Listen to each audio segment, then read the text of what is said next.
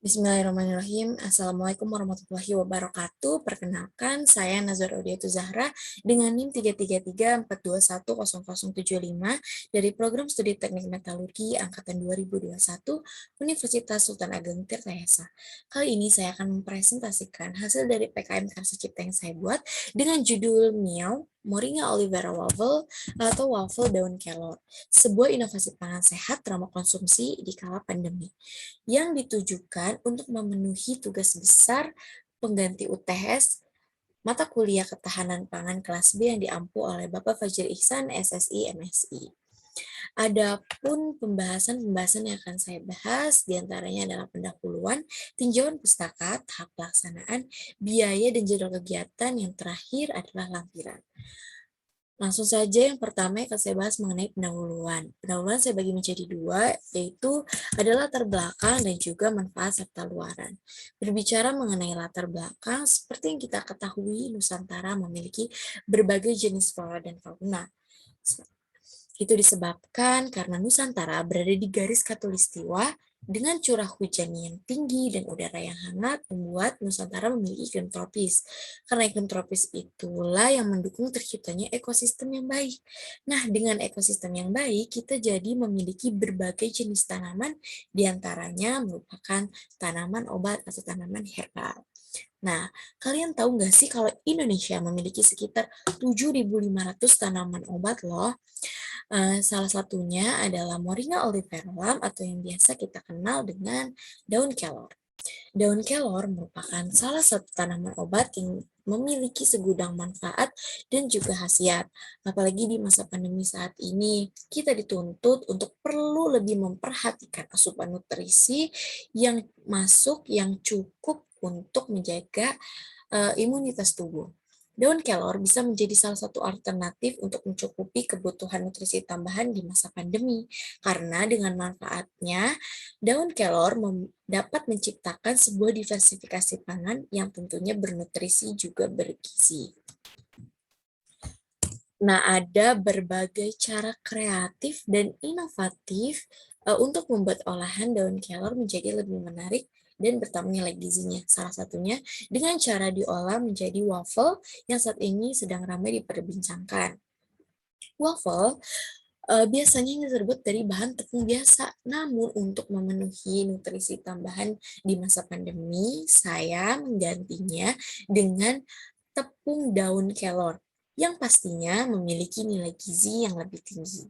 Selain itu, ini juga menjadi siasat agar konsumsi daun kelor lebih meningkat atau daun kelor dapat dikonsumsi lebih secara meluas dengan adanya diversifikasi ini. Mengingat juga tingkat konsumsi waffle yang sedang meningkat, jadi diharapkan ketika mengcombine atau mengkombinasi antara waffle dan daun kelor itu bisa tercipta suatu diversifikasi pangan yang bergizi, bernutrisi, serta dapat dikonsumsi oleh banyak orang.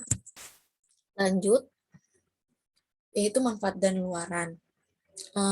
Miao bermanfaat untuk pemenuhan gizi dan nutrisi tambahan serta sebagai imunomodulator untuk meningkatkan daya tahan tubuh di masa pandemi. Lalu, Miao juga meningkatkan nilai tambah pemanfaatan daun kelor yang sebenarnya saat ini kebanyakan daun kelor itu hanya diolah itu saja, seperti direbus atau dijadikan teh atau dikonsumsi dalam bentuk kapsul. Lalu ada juga dapat dijadikan alternatif makanan enak yang sehat sebagai pemenuhan gizi tambahan di masa pandemi. Nah, dengan Mio atau Moringa Olivera Waffle juga tidak perlu khawatir mengonsumsi waffle yang dapat meningkatkan kadar gula darah naik, karena seperti yang kita ketahui, daun kelor memiliki zat anti diabetes, jadi bisa menyeimbangkan kadar gula darah. Lalu ini juga merupakan cara baru atau terobosan untuk mengonsumsi daun kelor, dan semoga dengan adanya inovasi ini makin banyak orang yang bisa mengonsumsi daun kelor. Selanjutnya merupakan tinjauan pustaka. Ada 4 bahasan yang akan saya bahas, diantaranya ada daun kelor, klasifikasi kelor, kandungan gizi kelor dan tepung kelor, serta olahan waffle. Yang pertama adalah kelor. Kelor atau Moringa olivera adalah spesies paling terkenal di genus Moringaceae. Kelor merupakan tanaman berasal dari kaki bukit Himalaya yang sekarang dibudidayakan hampir di seluruh negara tropis. Kelor tumbuh berbentuk pohon yang tingginya dari 7 meter hingga 12 meter. Kelor memiliki percabangan jenis simpodial, yaitu arah cabangnya tegak atau miring.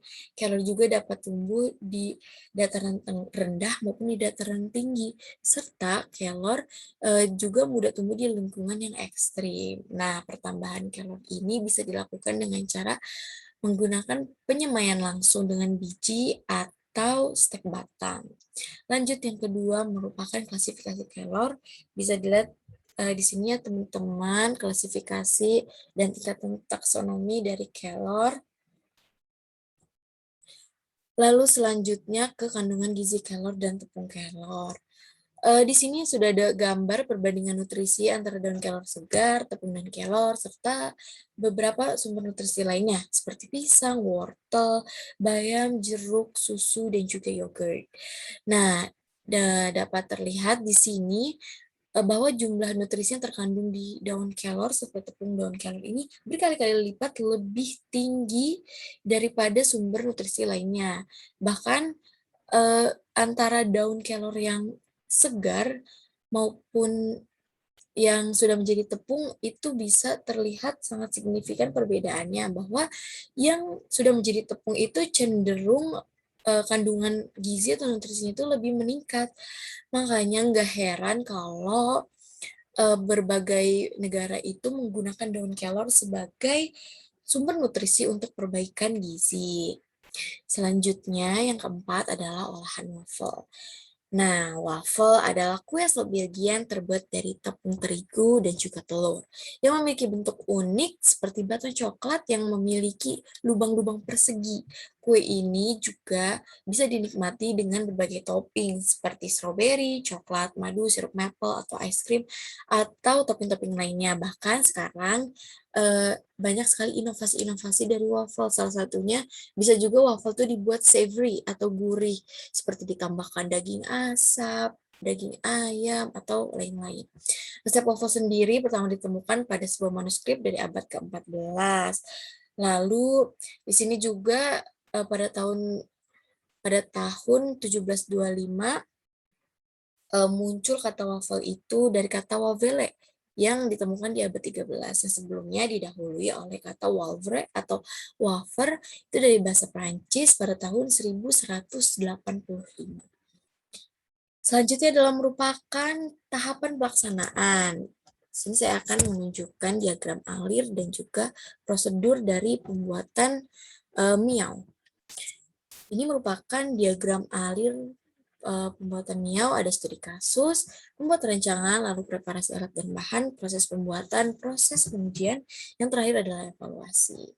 Lanjut ke prosedur pembuatan miao ini menggunakan metode dengan melakukan observasi atau pengalaman terhadap fenomena atau peristiwa yang terjadi dan mencari bahan pendukung fenomena tersebut atau dengan studi kepustakaan. Untuk membuat miao ada beberapa tahapan dalam prosesnya, yaitu ada 6 proses. Proses pertama terdiri dari melakukan studi kasus dengan tujuan untuk mengetahui dan menemukan permasalahan atau kasus-kasus terkait ketahanan pangan khususnya di Indonesia untuk ditemukan solusinya. Yang kedua adalah membuat rancangan. Dalam proses ini dibuat suatu rancangan berupa langkah-langkah atau sebuah prosedur penelitian yang akan dijadikan sebagai acuan atau pedoman penjabaran dalam pelaksanaan pembuatan Moringa olivera waffle. Lalu lanjut ke proses ketiga yaitu preparasi alat dan bahan. Nah, di proses ini merupakan persiapan dari alat dan bahan untuk pembuatan waffle daun kelor. Lalu yang kelima adalah proses pembuatan. Proses pembuatan ini, maksudnya proses keempat itu proses pembuatan. Proses pembuatan miao ini dibagi menjadi dua, yaitu yang pertama ada proses pembuatan tepungnya, yang kedua proses Pembuatan wafelnya, pembuatan tepungnya itu sangat mudah. Pertama yang harus dilakukan adalah mencuci bersih daun kelor, lalu menjemurnya di bawah sinar matahari hingga kering. Setelah kering di blender atau dihancurkan hingga menjadi bubuk-bubuk halus. Apabila masih ada bubuk-bubuk yang belum terlalu halus, bisa di blender lagi hingga mendapatkan bubuk atau tepung yang sudah benar-benar halus. Selanjutnya dalam pembuatan waffle sebenarnya sama saja ya seperti membuat waffle-waffle pada umumnya, hanya pembedanya hanya bahannya saja, yaitu menggunakan tepung dan kelor. Pertama, kita lelehkan atau cairkan dulu margarin di kompor. Lalu selanjutnya mencampurkan bahan-bahan kering seperti tepung daun kelor, tepung terigu rendah protein, lalu garam, gula, baking soda atau baking powder, terus juga vanilla ekstra. Nah, selanjutnya mencampurkan bahan cair yaitu susu dan telur yang sudah dikocok. Setelah dua bahan itu siap, lalu disatukan antara yang kering sama yang cair. Nah, setelah disatukan sambil diaduk-aduk, sambil dimasukkan margarin tadi sudah kita cairkan dengan secara perlahan. Sambil menunggu proses itu, kita juga bisa melakukan memanaskan pan dari cetakan wafelnya agar saat adonannya sudah jadi, pan wafelnya juga sudah panas, jadi tinggal dituangkan. Setelah diaduk untuk mendapatkan konsistensi yang pas, adonan dituangkan ke dalam pan yang sudah panas, lalu ditutup dan ditunggu beberapa saat hingga waffle mengering lalu matang. Nah, selanjutnya bisa disajikan dengan berbagai topping seperti madu, sirup maple, atau yang lainnya. Selanjutnya adalah proses kelima. Proses kelima adalah pengujian. Proses pengujian meliputi kandungan gizi yang terdapat dalam miao dan tingkat kesukaan konsumen dari semua kalangan. Proses yang terakhir, itu proses keenam, adalah evaluasi. Berupa kelayakan komponen, efektivitas, dan nilai ekonomi dari produk yang dihasilkan. Lanjut ke biaya. Ini merupakan rincian biaya dari proses pembuatan miao. Ada peralatan menunjang, mana habis pakai, biaya perjalanan, dan lain-lain dengan jumlah sekitar Rp2.568.000. Selanjutnya ada jadwal. Ini merupakan jadwal kegiatan untuk membuat miao. Sekitar 1 bulanan, bisa dilihat di dalam tabel. Minggu pertama studi kasus, minggu pertama juga penyusunan jadwal, lalu pemilihan peralatan dan bahan itu di minggu kedua dan ketiga. Selanjutnya proses pembuatan dan pengujian di minggu ketiga, dan evaluasi dan juga monef di minggu terakhir, yaitu minggu keempat. Lanjut ke lampiran biaya. Ini merupakan lampiran biaya dari PKM KC Miao Moringa Aloe Vera Waffle. Ini jenis perlengkapan, lalu ada bahan habis pakai. Yang terakhir ada biaya perjalanan dan lain-lain. Oke, lanjut ke yang terakhir, yaitu gambaran teknologi yang akan diterapkan. Miao atau Moringa Aloe Vera Waffle ini merupakan suatu produk inovasi olahan daun kelor yang dikeringkan atau dijadikan tepung daun kelor dengan teknik membuat waffle. Biasanya bahan yang digunakan dalam teknik olahan waffle adalah tepung biasa, namun kali ini saya menggantinya dengan tepung daun kelor yang lebih sehat. Cara pembuatan mie ini sama seperti pembuatan olahan waffle pada umumnya, yaitu membuat adonan waffle, lalu memasaknya di atas pan, atau cetakan khusus waffle, yang tadi saya sudah sebutkan, yang membedakannya hanya bahan utamanya. Lalu ini semua bertujuan untuk meningkatkan variasi dari olahan daun kelor sendiri sebagai asupan tambahan kayak nutrisi dan gizi di masa pandemi seperti saat ini. Dan bertujuan juga agar semua kalangan bisa dapat lebih mudah menikmati rasa olahan daun kelor dengan cara yang berbeda dan tentunya enak. Ya, itu saja yang bisa saya sampaikan mengenai PKM Karsa Cipta yang saya buat, yaitu Moringa Olivera Waffle atau waffle daun kelor. Kurang lebihnya saya mohon maaf. Wabillahi taufiq walhidayah. Wassalamualaikum warahmatullahi wabarakatuh.